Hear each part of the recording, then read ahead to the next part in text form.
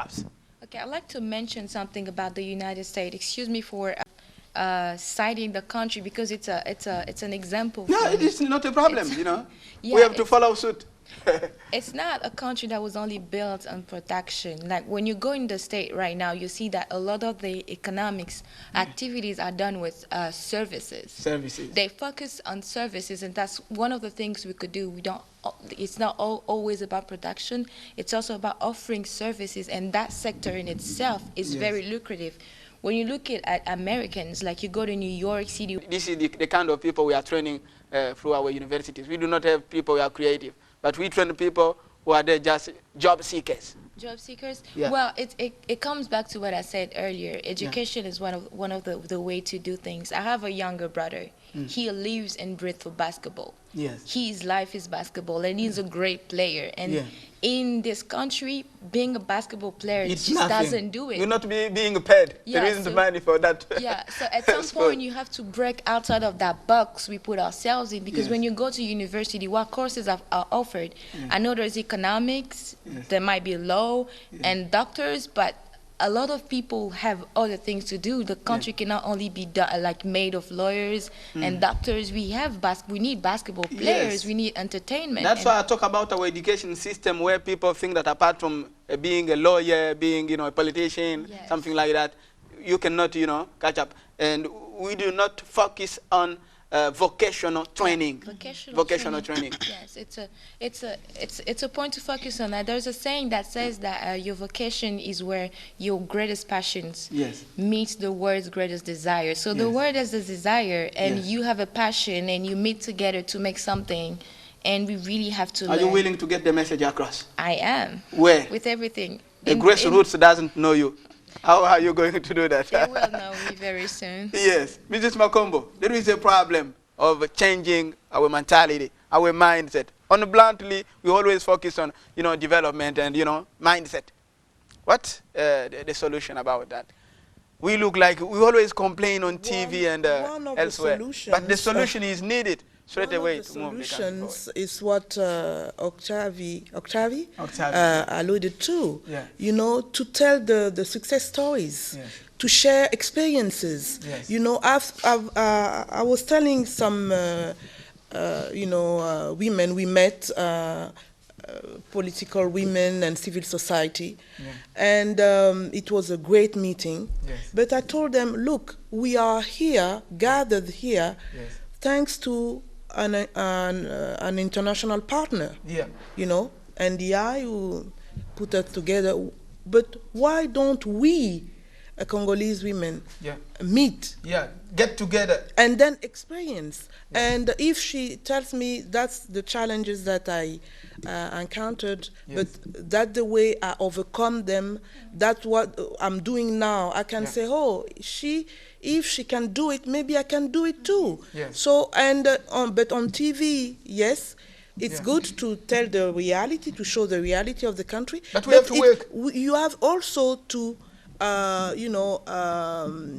going to give you one of my great ideas. Maybe I should not. Give it. It's to have a TV show, pick every week or every month, an ordinary Congolese who is doing extraordinary things. And broadcast it on TV.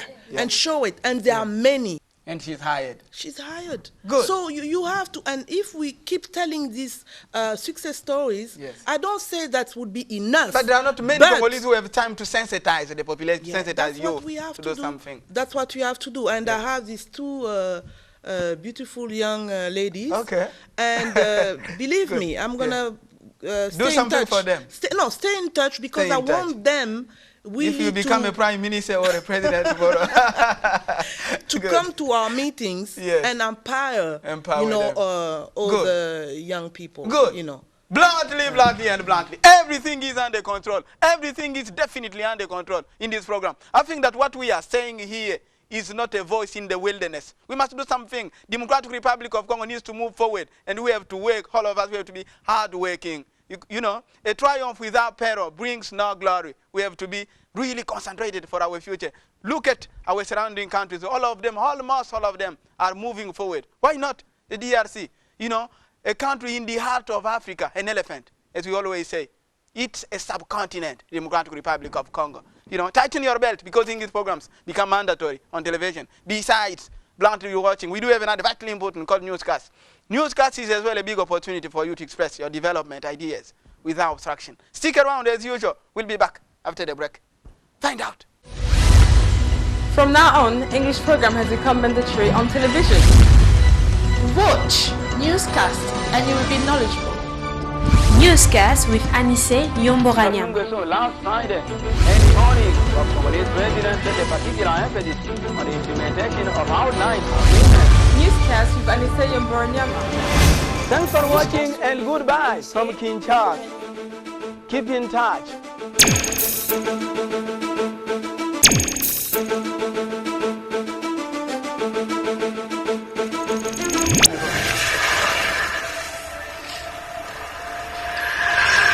Thank you.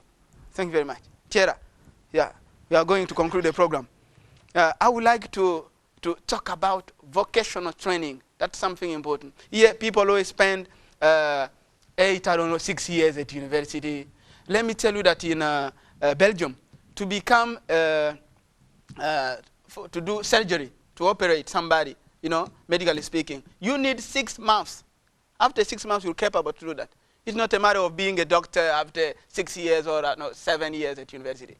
But here we do not really take seriously vocational training. That's something very important to move country forward straight away instead of wasting our time. It is indeed, but and again in Belgium, as you mentioned, they have the equipment and the facilities that they need to be able to perform and to train people.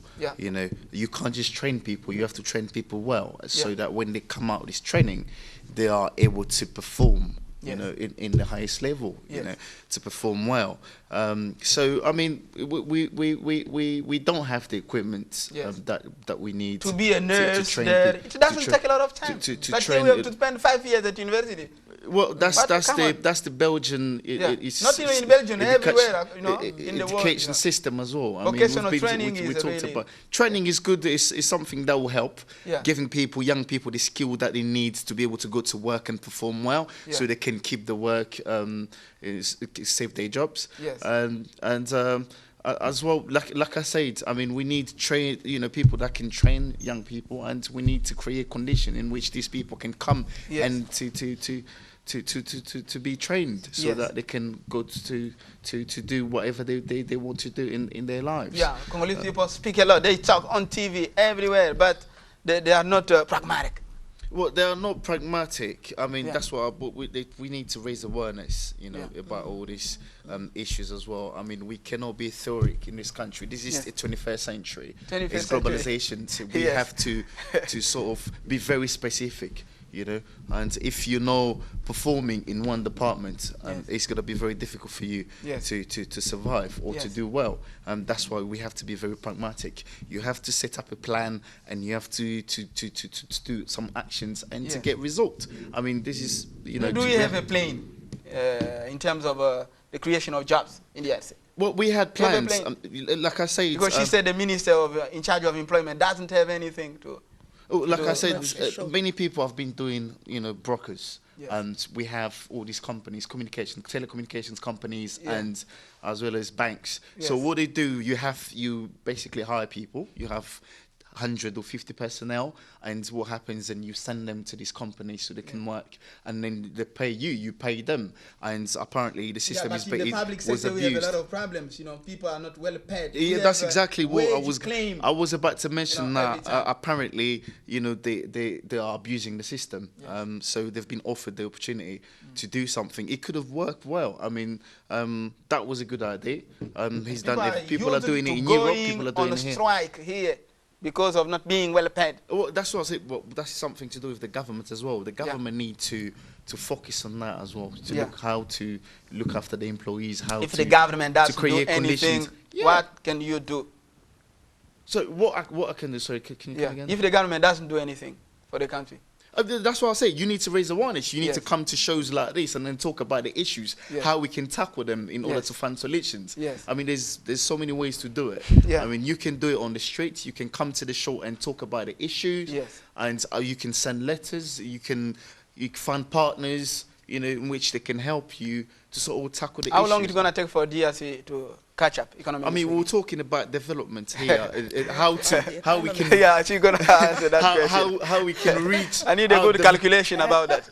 Yeah. We're talking about how DRC can actually reach its development millennium goals. I don't think that's going to happen. Yes. Given the fact that when you talk about development, there's four key elements, which are obviously peace and security, good governance, and political stability. Yeah, there is a difference between the abstract and the concrete and the abstract. Always speak theoretically speaking, we are strong. Yeah, but we are strong. But when you look at our budget, you look at the size of the country with 9 billion. I mean, we can't do everything. Yeah. You know, it's impossible. How far is where we are from where we're coming from? I mean, I cannot explain that. Look, it's shocking, but I have to say, you know, being Congolese, heartbreaking. 2014, we were 186 out of 187 countries, the poorest country in the world. I mean, it's just ridiculous, given the fact that we have all these figures that the government trying to talk about 9% of economic growth, and we have minus whatever it is, 0 or just below 0 inflation. But realistically, the impact of that within the society is just almost inexistent. Yeah. Which makes it difficult for people to even but you have a glimmer the government to create jobs. That's why we need to we focus on the private sector to create conditions in which they can obviously to create jobs for young people. Good. As well as raising awareness about people that want to leave this country to go and work abroad. Look at me seriously. I would like to talk about something very important. Anti-values in DRC, like corruption, embezzlement, and others. How to tackle those issues. Is it easy? Bluntly speaking, don't be afraid. You have the floor. We do have to be. No problem. Because I have another issue. Yeah, I will give you some seconds. From my experience. Yeah. You know, I would say we cannot create jobs where the environment is, polluted. Yeah. Yeah. I don't think business climate. I don't think we can eradicate corruption from the Congo right now. Yeah. But we can learn to be a little bit more strict on corruption. Yeah. We don't have just to punish the young boy who just stole a phone. Yeah. But also the director who got 100,000 out of the budget. Yes. So we have to be more strict on that. And the other issue for me, I was going to talk about was the retirement plan. Yeah. If we want to hire, even if the government wants to hire more young people, we have to work on the retirement packages. All the people are not ready to leave their places. They are not ready to live. They think that young people do not have experience. You have to have worked 5 or 10 years. But when will you start if you have never started? Exactly. Yeah, if you have never started. I don't think somebody who's 75 is excited to get up early at 5 a.m. to go to work. If they've been doing that for 40 or 50 years. Even you, the public administration, is in need of people like you.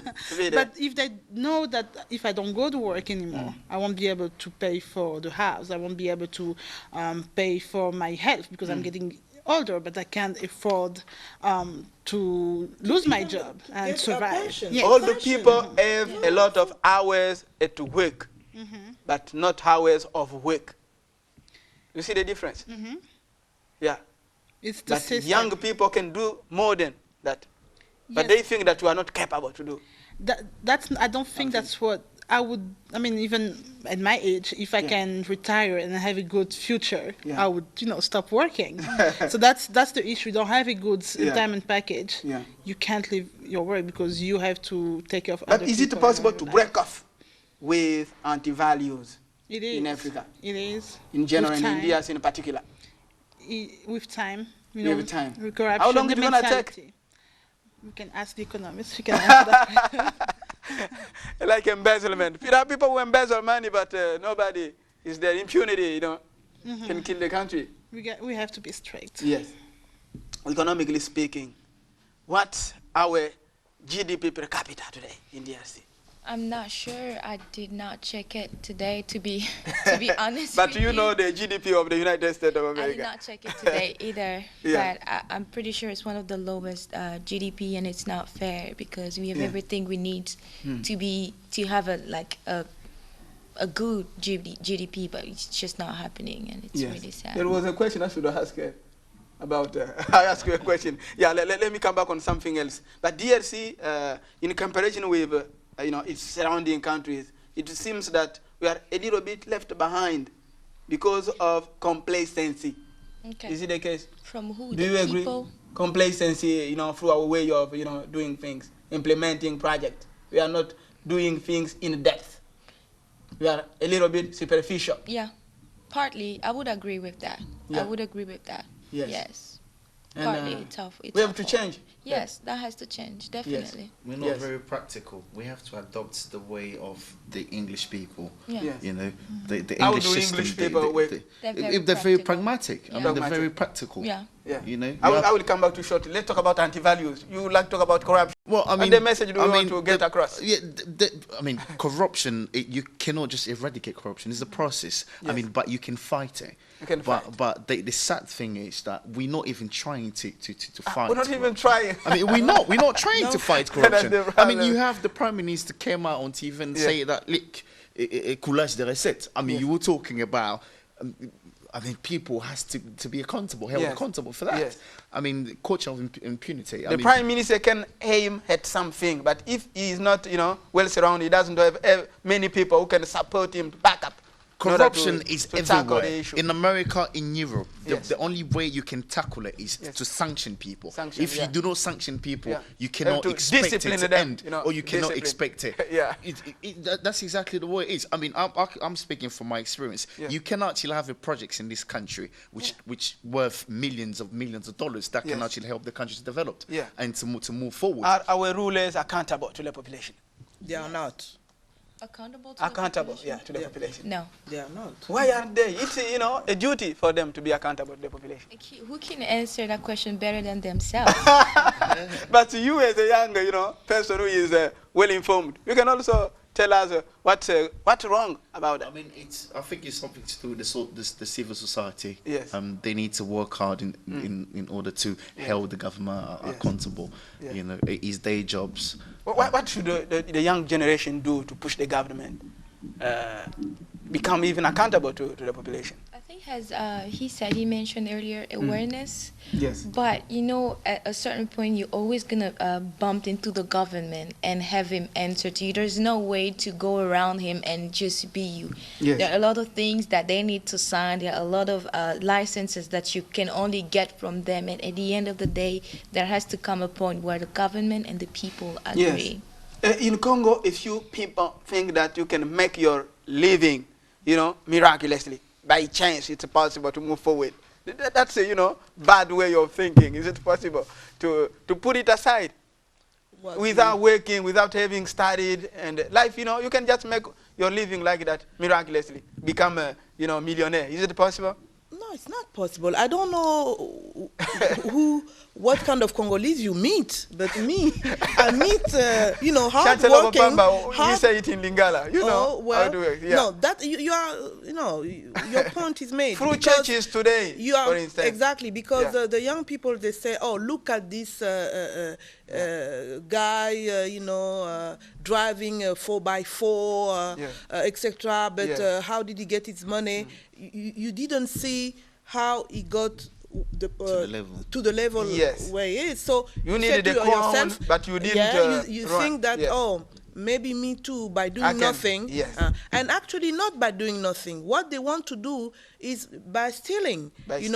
We just talked about corruption. Yeah. The example must come from the leaders. Yes. When the young people see the leaders getting away with corruption, there is no, they don't put an end to and impunity. Politics, that's the best industry to make money and in many you just talk about the coulage des recettes. Yes. 2013, I thought, oh, this is it. They are having this big meeting about, the waste of public was it a money. simple slogan? But look, it was a slogan. Look, 2 years later, what is happening? The same thing. When I see the Prime Minister going to the Congolese and Angola border, Lufu, saying, now we're going to stop, now. But they didn't stop the Kulunas. How are they going to stop, you know, they say we're going to stop the mafia at the Fulu border. But we have to start one day, as I was saying. What I said in the beginning,